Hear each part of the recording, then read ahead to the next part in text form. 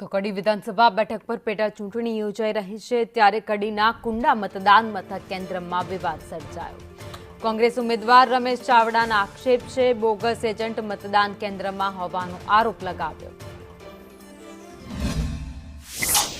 वहेली सवारथी मतदान शुरू थई गयुं छे। कड़ीना कुंडाळमां आपणे आव्या छे। रमेश चावड़ा कोंग्रेसना उमेदवार छे। तेमनी साथे वात करीशुं। शुं कहेशो रमेशभाई, जे प्रकारे तमे अहींया कुंडाळमां पहोंच्या छो, शुं लागी रह्युं छे, केटली लीड छे? હું અહીંયા ઓછામાં ઓછું 10,000 મતની લીડથી જીતીશ। केवुं लागी रह्युं छे? वहेली सवारथी माहोल છે, લોકો આવી રહ્યા છે મતદાન કરવા માટે। તમને કેટલી આશા છે, કેટલું મતદાન કરશે? વહેલી સવારથી જ અહીંયા બધા આવી રહ્યા છે। અત્યારે હજુ તો મતદાન થોડું ધીમું છે, છતાં અહીંયા બૂથ ઉપર એક ખોટો માણસ અહીંયા એજન્ટ તરીકે બેસી ગયો છે।